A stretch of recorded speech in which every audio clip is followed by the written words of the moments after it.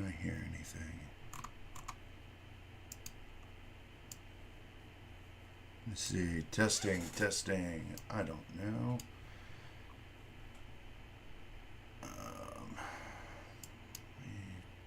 Do this. Things aren't working right today, of course. Of course.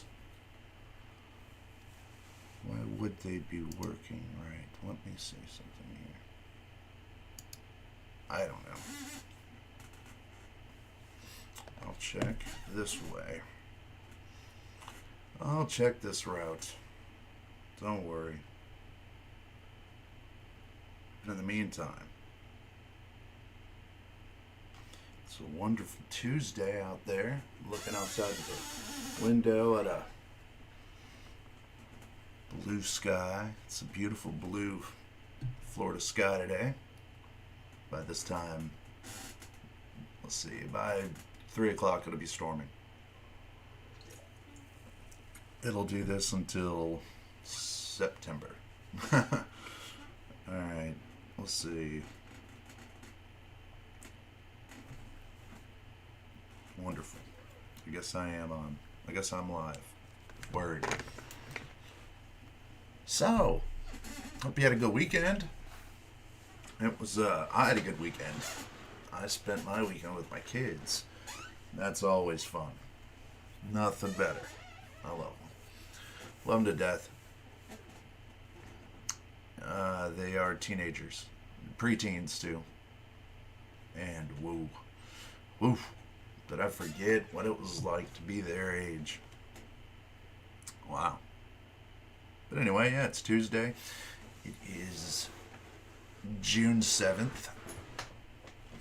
You made it into summer. Yeah.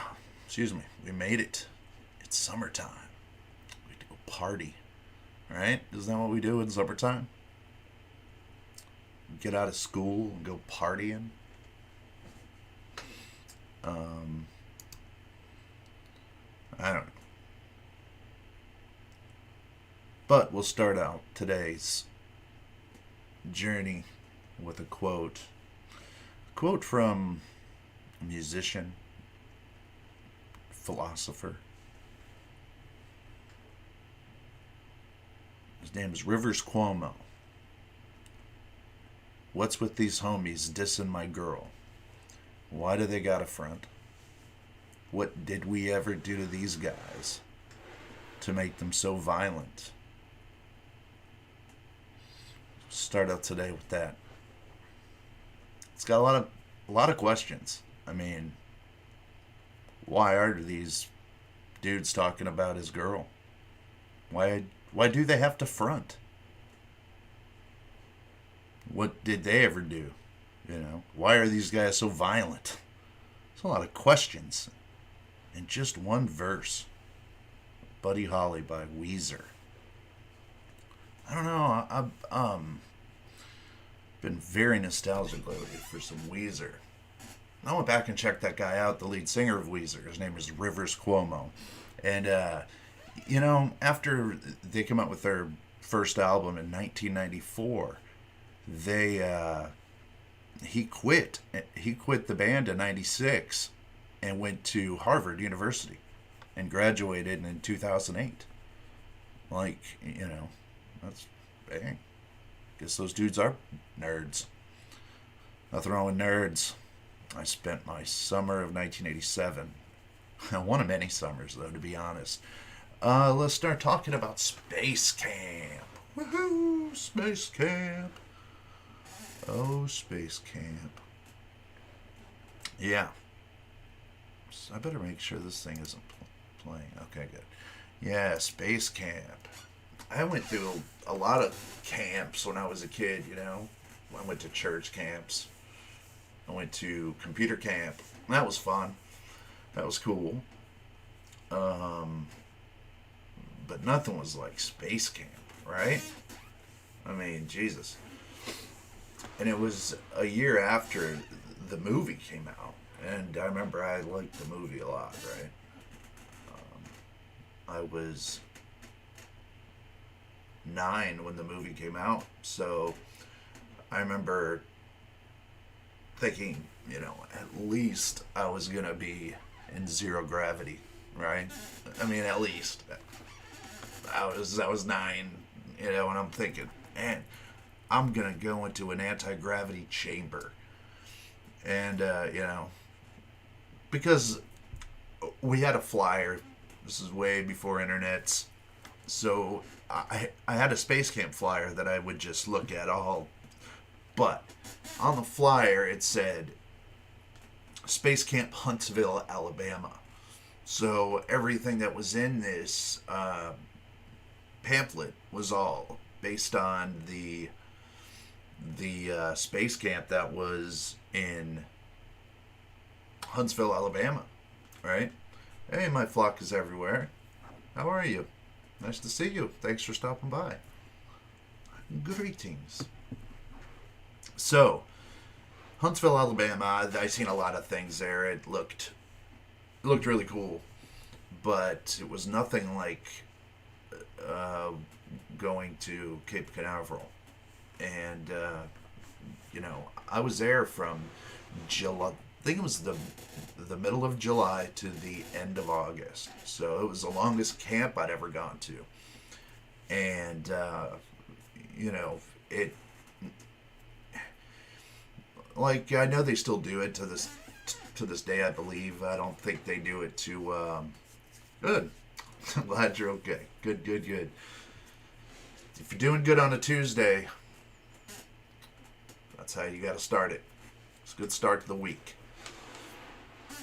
But they had a bunch of different things in. I'm doing just lovely.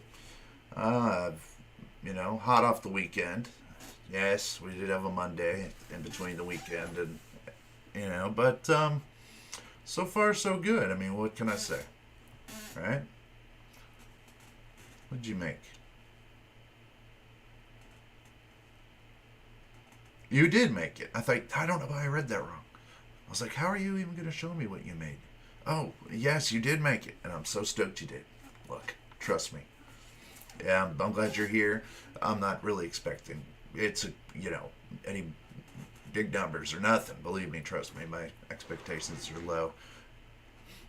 You've not been to bed yet. Oh, man. It's already 10 a.m. and you're still awake. Wow. Some days that happens to me. That happens to me quite often where I can't sleep. And I'm up all night. And I'm like, I might as well, I got something to do. I might as well just stay awake. Yeah, I've done that. Still do it. I bounce with insomnia quite often. Nothing fun. Nothing fun at all. Yeah,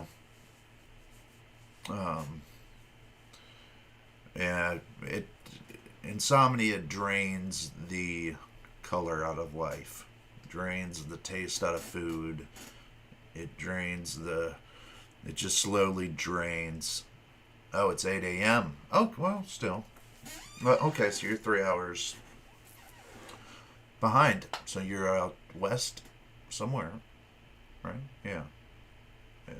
Yeah, it does that.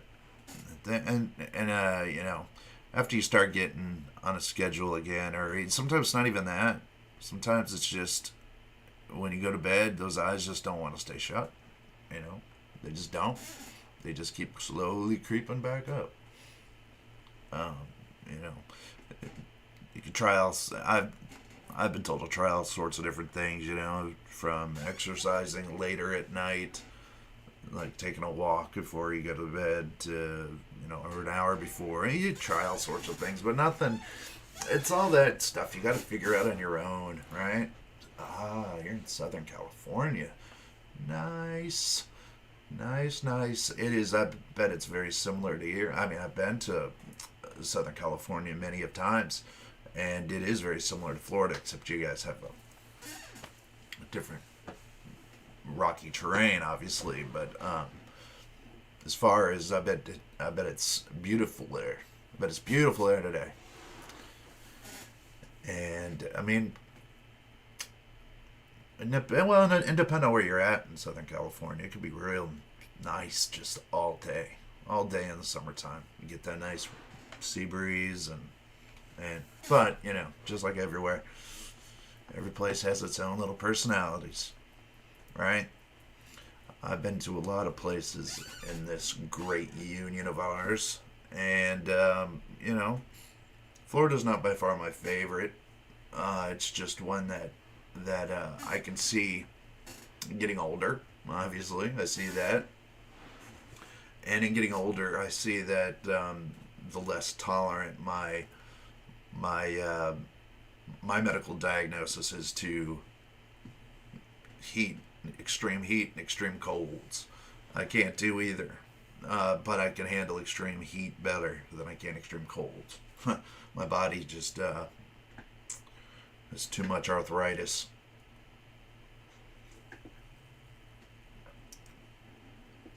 Yeah.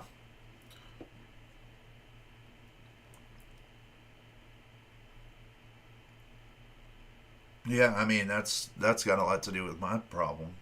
I know personally. Oh, you're 40. You're just a youngin'. I've got 5 years on you. I'm 45. For goodness sakes, I've been alive on this planet for too long, but I've seen some pretty cool stuff. Let's start talking about that. In fact, we'll start out today just so people know that I'm not talking garbage. This is my certificate. This is all. I went to space camp, saved the planet, and all I got was this certificate of participation. It was crazy.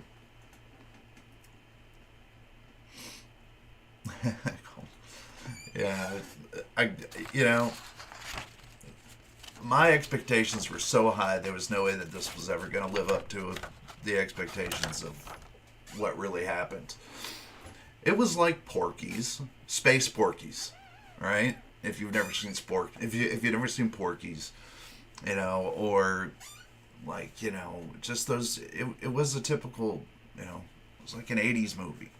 Um, you had it started out where my parents. I live in Central Florida, so yes, and I need to start checking out your streams too, for sure. But my my dad took me in Central Florida. We live about 3-4 hours away from Cape Canaveral, so we went there. I will for sure. I will check it out. I will check it out. I will sub and I will check it out. Full show. Show. In fact, let me see if I can. Let's see if I can do it right now. Nope, not there. I can't. Let's try here.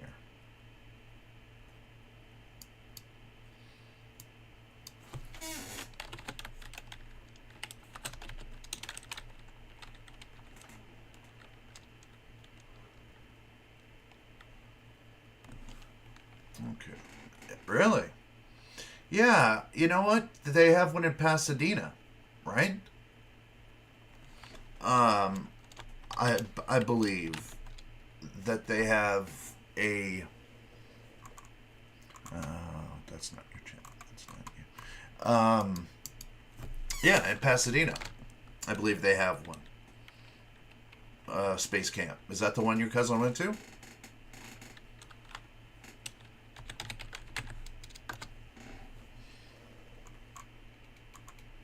Oh, you have to. I'm gonna have to get your. Go ahead and put in your URL to your YouTube. Go ahead and drop it in the chat. Make sure to talk it up. Okay, so I. It was a. My dad dropped me off. He came in with me because, well, I'll tell you here in a little bit. But anyway, it was a museum slash space camp. This was where, and it was this huge facility. The front was kind of like for the public, but they had this huge, I don't even know what warehouse size buildings. Okay, so you're in Riverside County. Yeah, I know they have one in Pasadena. At least they did in the 80s. You know, probably don't anymore. I don't know. But he dropped me off, and we went in there, and it's clever, right? Because they have you go through, like, this area where it has, where tourists go. And there, though, uh, is where you have to buy your jumpsuit, which is the blue jumpsuit, like in the movie.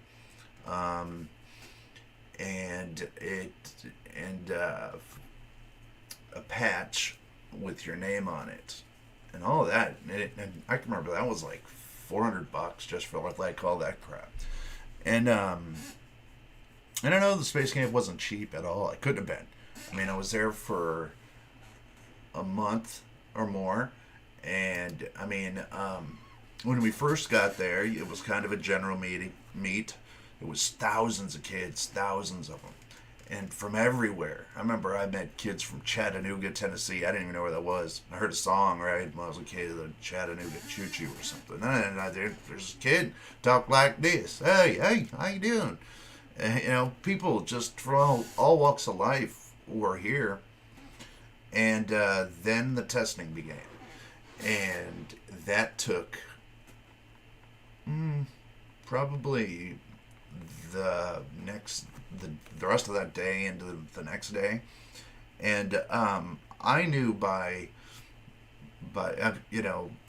just by my school, I had taken some tests. It was very similar to some tests that I'd taken at school. Very spatial kind of tests, like oh, let me hook you up here. Let's see, I'll add you. I'll add you for sure. Just give me a second here. I'll get to find out exactly how to do that. I'm sure it's not too hard. But anyway, so the testings started out, very kind of like IQ testing. It kind of felt like they gave you there was an area where they give you blocks or shapes, geometric shapes, and then on paper they would have how they want you to arrange these shapes, and just kind of head math, quick math. Not they were very interested in how long things were going to take, how long your brain was taking to do things, and I went with a kid in my neighborhood. His name was Carlos. I probably shouldn't have said his name, but it doesn't matter. Like, there's a million Carloses. His name was Carlos, and he was I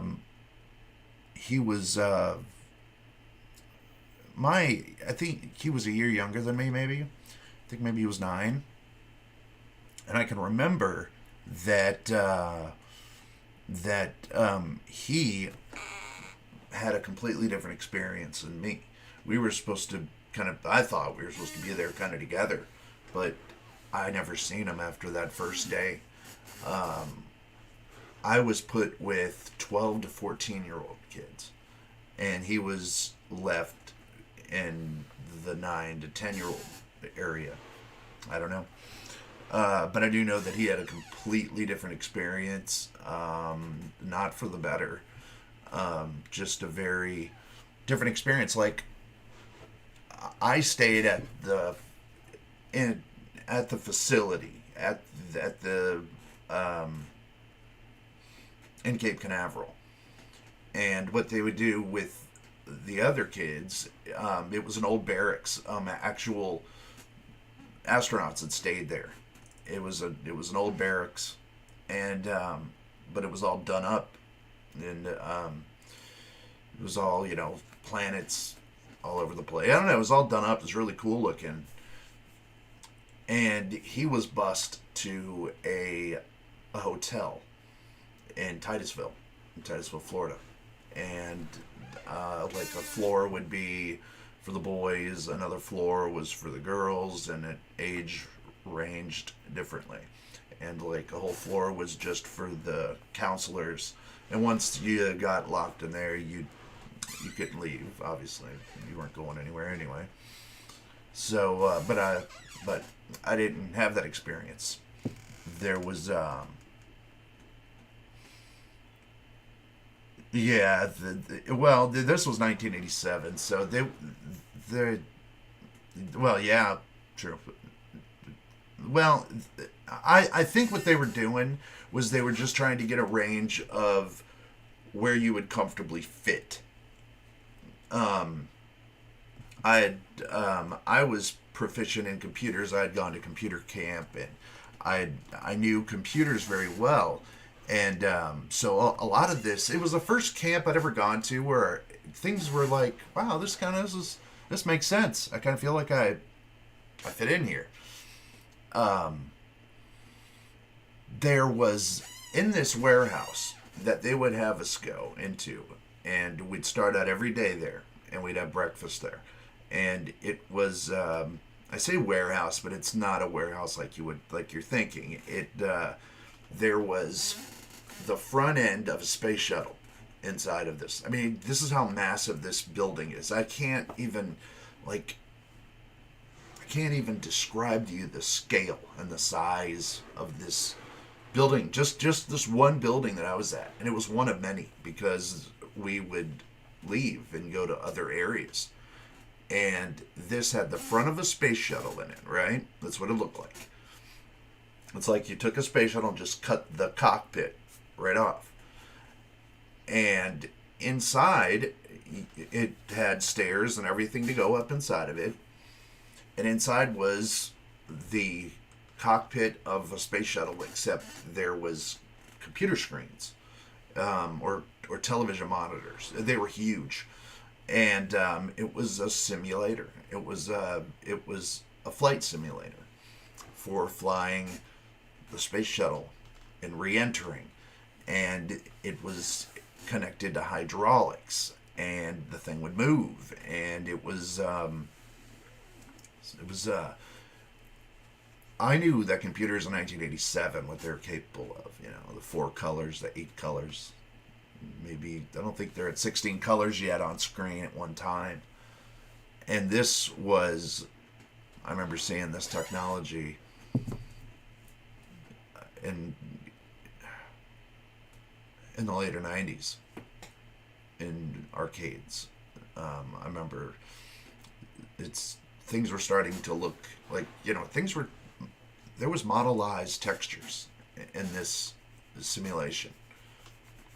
I mean, there was models, and the models had texture.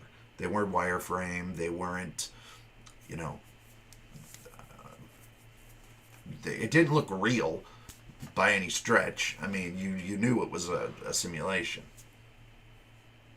But, hey, no worries.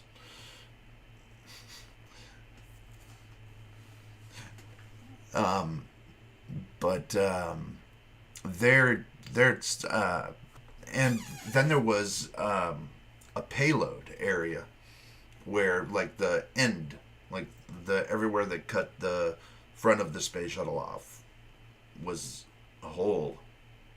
It was it was another area, and there they would hook you up to these things that were hooked to the ceiling, and the ceiling was, oh my God, it was so tall, and it was connected to these devices that they would clip to the back of your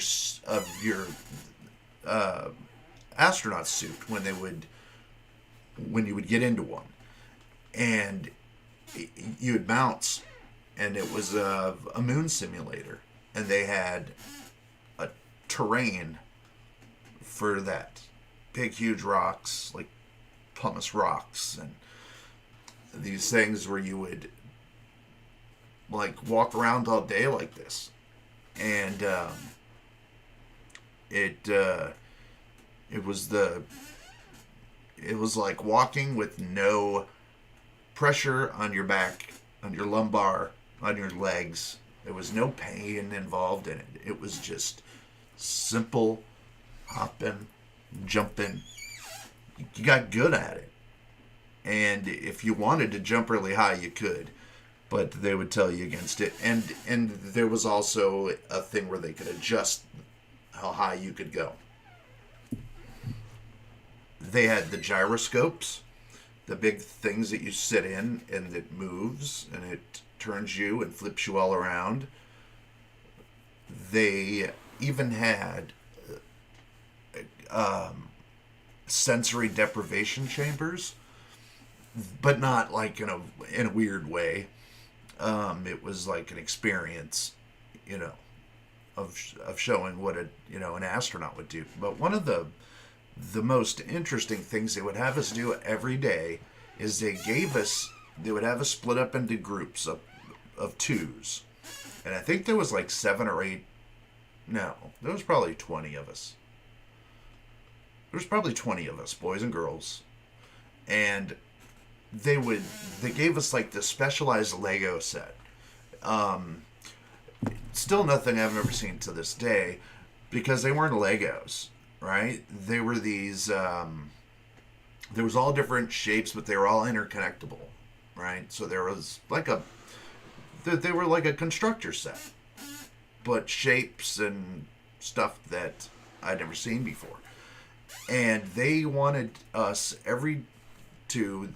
they had a mission for us, and the mission was how to design a system, a sustainable living system for humans in space. And they gave us this huge thing, and they broke us up into teams, like I said, and each team was in charge of something in particular. At first, you're not too sure because you don't even know what you don't really know much, you know. You know the basics at this point, you know, the sun, and obviously you have a little bit of a propensity to space, or you wouldn't be there. So I had that, you know, I knew the fundamentals, and we built a system which ended up looking like, when it was all done, and every day these guys, I say guys, but there was ladies involved in there too, but they were dressed completely different. They would come in every day and monitor us for a while and ask us questions and ask us what we were doing, what we're working on, why.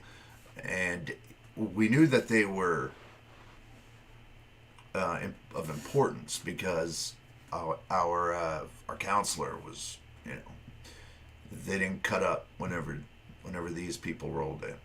And they were very interested in what we were making and how we were making it.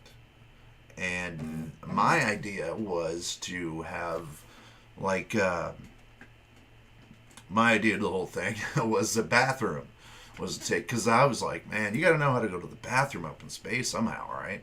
I don't know. So my idea was it was a bathroom, but, you know, it would use like a vacuum suction to pull waste into a container, and the container was made of like a very burnable material. So and then it was just jettisoned out and made to burn in our atmosphere.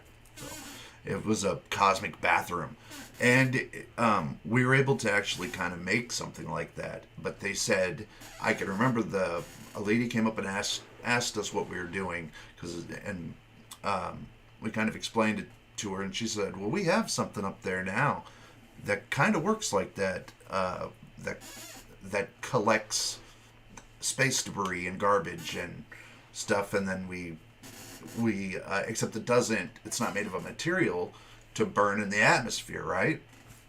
So she thought that was a good idea. And I remember, you know, I thought, wow, I actually did something neat. I made up something cool, some importance in space. You know, you got to go poop.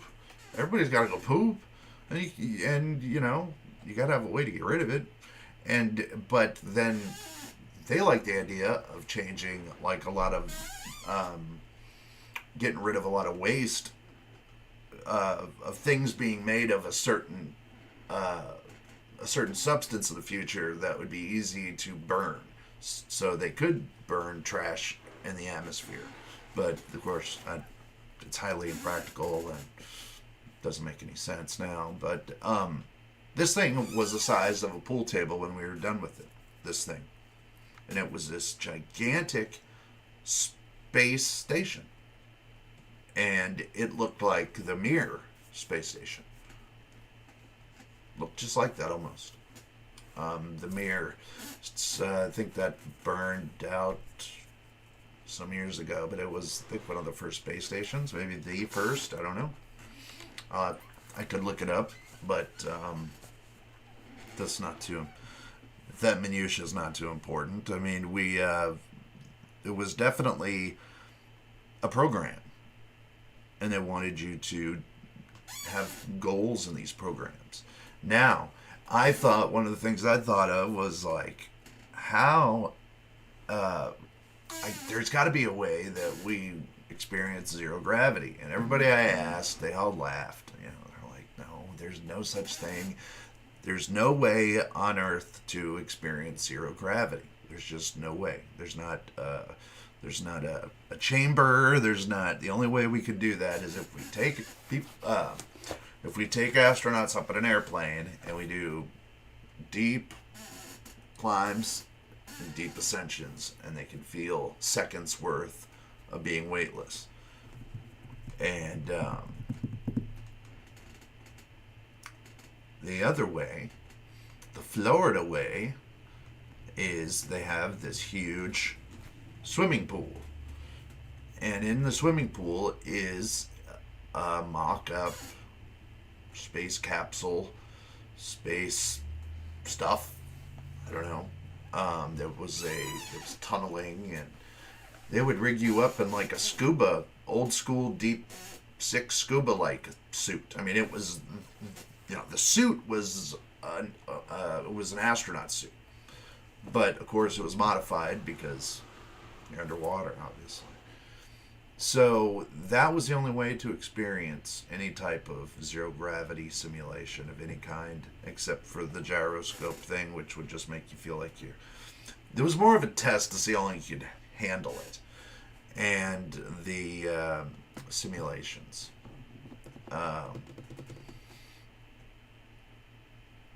There was strange things there. Strange... they showed us a lot of weird stuff there. That was not weird, but interesting stuff that I felt like it wasn't stuff shown to, like, say, the public, or it was a different version of things they would show to us that, like, I didn't know what the Earth really looked like until I went there. And it's round. It's round from what I could tell. Not saying it's not, I mean, from what it was the only picture of Earth that I saw that I knew was a real picture, and it was taken from Voyager in 1977 as it was leaving orbit, and it got far enough past the moon, and it took a picture of the Earth and our moon, and that was the other thing I took away, was the technology that they were working on it was further ahead than what we were dealing with. They had a network there that I would say was the internet, because it was later, it was very reminiscent of like Prodigy or AOL, but it was all internally NASA. It was software for NASA, and it's hard to explain, but when I was coming up in computers, things were, it used a code called ASCII, and that was how you made pictures, and it's hard to explain it, but it has special characters that you can make with key combinations, and you can make pictures, and these things that were called bulletin board systems. and that was and you would call.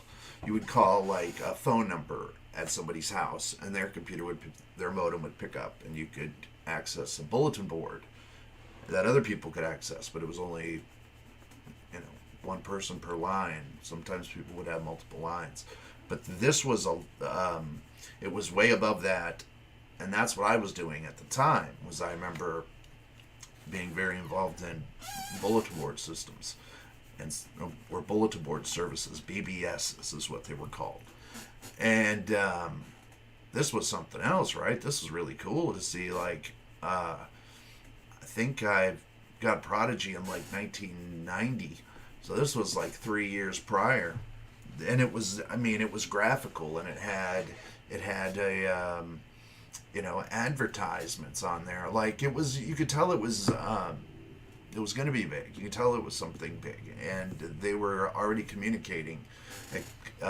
because our counselor would get messages, internal messages, on his computer every morning, and it was, I don't know if it was like an email, but it was messages that was sent from somewhere else on, that would go to his computer, because he'd say that, I got to go check the computer, you know, like that was, you know, back then that was like, you know, that was a big deal. I'm going to go check the computer, right? I mean, the computers that we were seeing at schools and at computer camps were not this. These were amazing. This was amazing. It was really like seeing a glimpse into the future. I could see it. I could see the possibility, and that just lit my curiosity more than anything about the whole thing. Was that it gave me the idea that A, there's other dorks out there like me, and B, that the future is going to be very cool. It's going to be very, you know, I had no idea about smartphones. If I'd have only known, you know, these, but I do know that, you know, it's just, it's the little things that you just remember, and they stick in your head. So I remember my sister, I have an older sister, and she's gone on dates when I was a kid, and one of her boyfriends had a monster cell phone, right? One of the big monster deals. It's like, the antenna was this big, right? The phone was it was huge. Big analog thing. And I can remember, you know, him letting me call out. He had a Jaguar, you know. And, hey, listen, Dorks Unite, that's us. You know, just be real. That's a dork. Just someone who's real. Just be real. But anyway, the people at NASA had flip phones, like Nokia flip phones already. In 1987. They had, they were analog like looking. There was no screen, like it looked just like a phone, but a flip phone, and it was a little bigger than, you know, the coolest of flip phones. These were very rudimentary, but they were flip phones. There was no anything like pads yet. There was nothing that I saw that was that technology, except there was something there. There was two things that was really cool. Holographic technology was really cool, and they had this really cool thing there in the dorm area that it was the common area in the dorm area. They had a video game in there, and it was by Sega, but it said, I don't know, it was by Sega, and it was this holographic game, and it had like characters, like a cowboy guy, and it was like green screen, but holograph, and this arcade machine was built like people could surround it. So every angle you could see like these little people, and I can remember like you had to hit a button at a certain time, and the cowboy would shoot a monster, right? And I remember that was really something that blew my mind. Um, but something that never really came, and I never seen it from there. It's not like that was a big holographic. You know, that that's for commercial, like an arcade machine. It was not something I witnessed outside of there. And the other thing was, well, the food was interesting too, because they would was like all weird kind of meals that were ready to eat, like and dehydrated, like dehydrated ice creams, like styrofoams. It was really neat, interesting. Um, but the other thing besides, um, oh, I had another one there too, but man, I'm forgetting it. There was the hologram and the hologram game, and there was oh, it'll come back to me.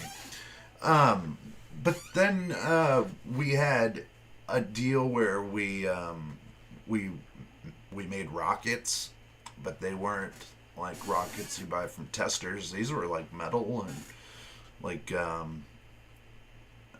had a bigger engine in it instead of just the I don't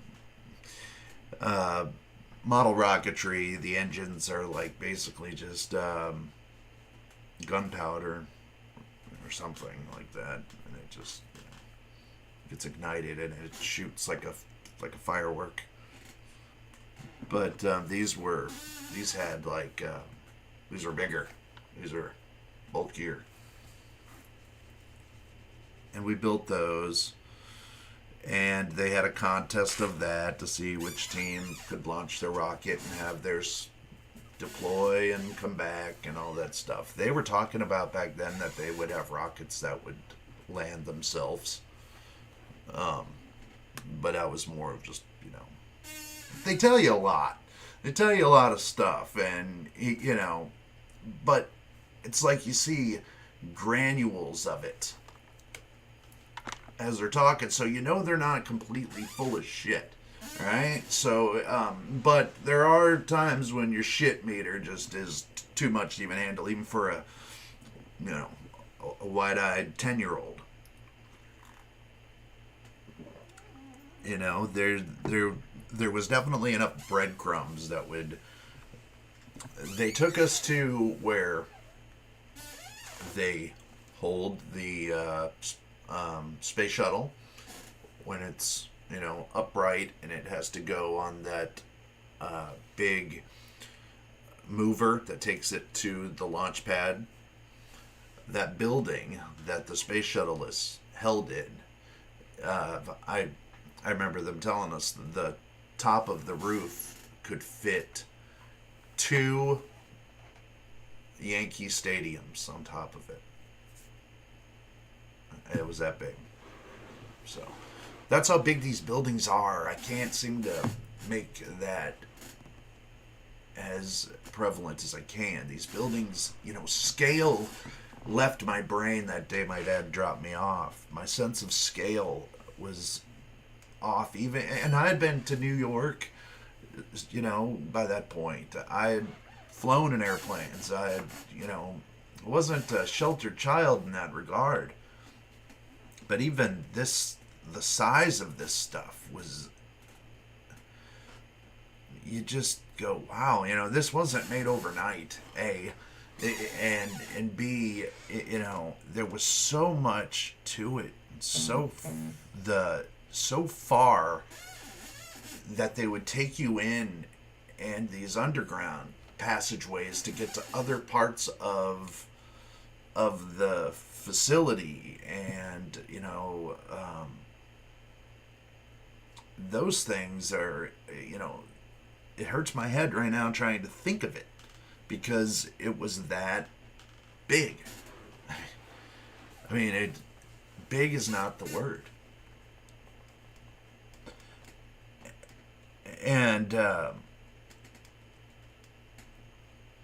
and trying to think of some of the negative stuff too, because it wasn't all just, I mean, it was hard being, gone that long and being there for that long. I remember that it was it was the longest I'd ever been away from my family. I know that. And I don't remember asking a lot of questions about UFOs because they, like, very, very quick, they just told you that if you ask that question, you already know the answer to it. Like, they would say a lot of times that, like, they would just kind of leave it up to you. Like, they would say, do you know the chances of us being alone in this universe are? Say, no. And then they would tell you. And they'd tell you things like that. Like almost, how stupid do you think you are that you're alone? Like that's the idea that I took from it, and it really took away the whole UFO curiosity portion of it, of what they were hiding. And I wasn't into conspiracies at age 10. However, I was well informed with UFOs and secret, secret bases. I mean, Area 51.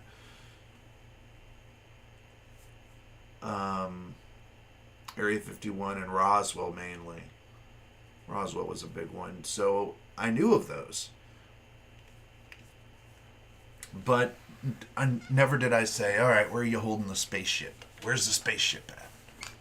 You just didn't get the idea that was there. And if there was something of it, maybe they would have, I don't know, not shown us, but at least, I don't know, that I would have gotten a better idea that something had been there. But I'm sure there was. I'm sure there was just so much. I mean, I didn't know that you could go underground as deep as they have gone over there, because of the got to hit the ocean sometime, some port. That's why we don't have basements here in Florida, right? We can't dig that deep. We can dig deep enough for about a septic tank, but no, you can dig deep here. Apparently, no idea. I don't know all that stuff. I do know that it was a very interesting experience, and if it was something that I would have my kids do,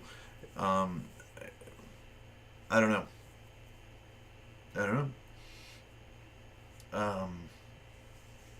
My friend Carlos had a really bad time. Apparently, a lot of the counselors, for me, I guess even as a 10-year-old, it would have been jacked up for me even. But apparently the counselors would, do drugs, smoke pot. They'd smoke pot, and they didn't keep it quiet. I mean, these were,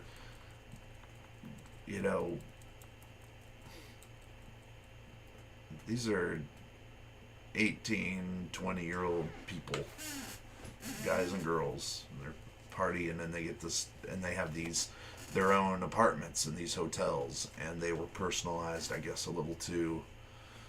Some rooms were personalized a little too much. Like, my friend Carlos told me that one of the counselors had nude women up on his walls and stuff. And I don't know, but I remember Carlos's mom talking to my mom about it. And I remember getting the impression that Carlos couldn't tell me everything that happened there. But I don't know. All I know is that is not what happened to me. It's just not. I'd tell you if it was. Hell, I wish it was a lot cooler. I wish it was more like the movie, which had nothing to do with that. In fact, they also didn't really even like you to compare what the movie because there's no way that they could measure up. There was no way. I mean, Disney, for God's sakes, there's no way you could measure up to Disney. So, but it was still something pretty damn cool to have said that I've done. I never talked about it. In fact, I forgot about it till I was I was watching Rebellious Ufology with Lynn Wallington, and I just mentioned it in the chat room, and I haven't thought about it ever since then. I just not something I thought about, so I had to really meditate, go back. I tried to find pictures and stuff. I just don't have any. I mean, I don't have any pictures. My mom, I thought she might have had my old flight uniform. No. In fact, I can almost remember letting her sell it at a garage sale or something. I mean, I was like, well, it's for a 10-year-old. Never going to wear that again. Wear it to prom. Mom, where is my space suit? I'm going to prom. Chicks love dudes in uniform. Where is my flight suit? With the, it's like a chicks love a big onesie on a man with the big zipper going all the way down to your crotch, so you got nothing under there except for just your tighty whities and underwear and socks. You got socks and underwear with a big zipper that goes all the way up to your. All right, I'm ready to go to space. And nothing, I ain't falling out of these pants.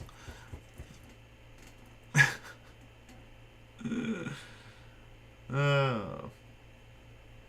wish I could remember the other thing I was gonna say too, because I know I'm forgetting.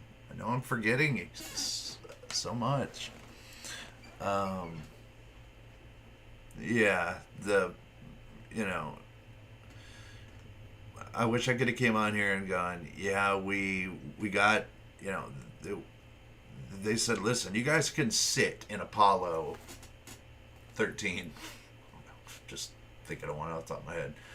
You guys can just sit in it, okay? That's it. We're not allowed to, but you guys are special. Let you sit in it. And then all of a sudden we accidentally take off. And we're in this old antiquated rocket. We're zooming to space. And thank God for me and my quick wit that I was able to help us find a way to go to the bathroom up there. Yes, I figured it out. I told them all. I said, we only have enough toilet paper for one person.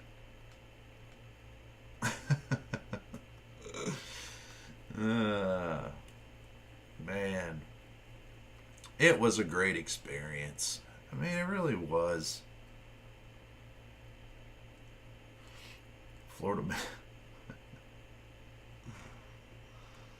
I'm just reading some stuff here. Oh, man. Yeah, that's hot. Nothing hotter than showing up in prom night. You go to give your date a corsage. You get your baby blue onesie on. And everybody had white tennis shoes of them damn things, man. They couldn't give us any cool boots. They just had to wear Reeboks or some British Knights. We're going to the moon in British Knights. NASA proudly sponsors British Knights. It was a good time, man. It was fun. I had a good time. It was the first time I went somewhere around other people and felt like I didn't have to fake it, At all the other camps, you feel like you had to kind of fake it to fit in some portion of it. I never got the faith-driven camps. Just didn't fit in. And this place really, it lets you know, because everybody there looks, I mean, it's very, very nerdy.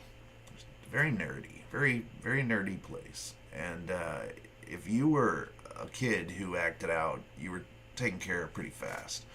I remember there was a kid there who whipped another kid, like snapped him with a towel, and it broke skin. And that kid was sent back home, like to Utah. Like, I mean, can you imagine being his parents? We sent you away. Back in the 80s, parents, man, that's the time they got to spend alone, was when they shipped your ass off to camp. And now you're back. Look, I don't know where you can go, but you can't stay here. Shit. Anyway, it's been an hour, and it's been a great hour, and it's been about the hour that I can give you about Space Camp. If I go any further, I'll be telling you the color underoos I was wearing. And I will tell you this, and this is a no joke. On those flight suits, they have the zipper. Yeah, I got caught. I caught myself with the zipper once, and wow, it hurt. I zipped up the bag. But I was able to, I did it so fast. I pushed the zipper back down, and when it was able to go over the tracks pretty easy. Thank God. And anyway, thanks for stopping by. My flock is everywhere. It's good to see you here. Thank you so much for showing up. I will be back Thursday at 11 a.m. And I need to... Oh, yeah. Let me see if I can do that real quick. Hold on 1 second. My flock is everywhere. Let me go here. If I click on my own show, it'll take me into some multiverse. Okay. Got it. Let's see here. I'm trying to... No, that's not what I'm trying to do.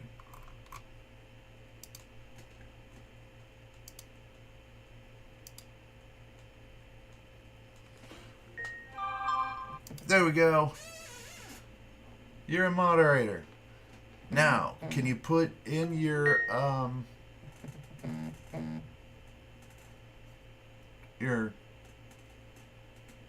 information, please?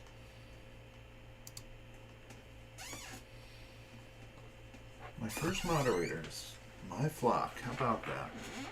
That is awesome. From Southern California, Riverside.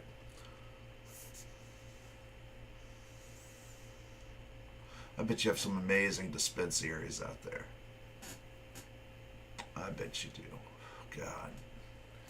Florida's got some good ones, but the laws are just not there yet. You guys have such better medical marijuana laws. Ours here are a joke.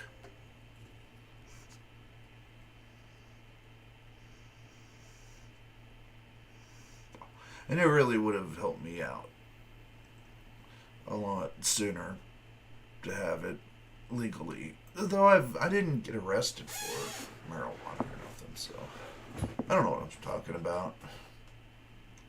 There you go. All right. Yes, I know I am already following you on Twitter, I believe.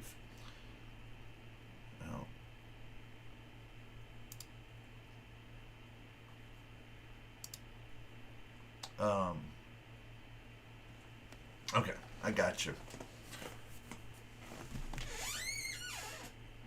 I will do it this way.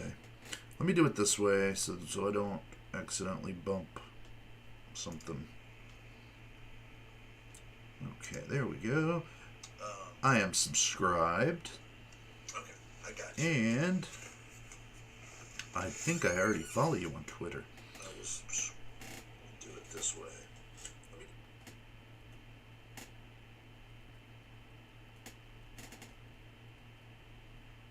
Hold on 1 second. Give me one moment, uno momento. In fact, here we'll play this for just a second. It's not like I'm monetized or anything.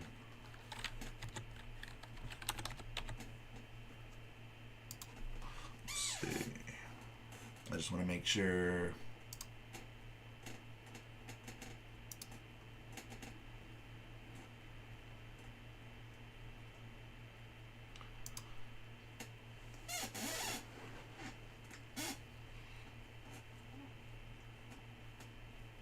Oh, yeah.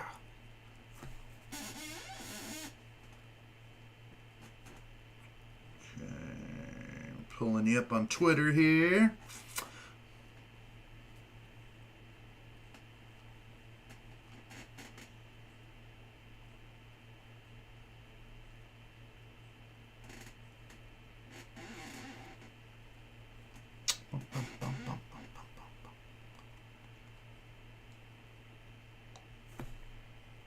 Okay, I got you. We're good. We're good. We're good. Everybody enjoy your Tuesday. It's not as bad as you think it's going to be. Tuesdays can be okay. They can be good. I'm a real live wire. Let me see.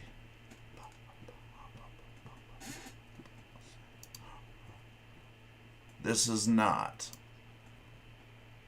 This is definitely not. Fair use. All right. Take it easy. Thank you. Have a great day. Thanks for listening to my story.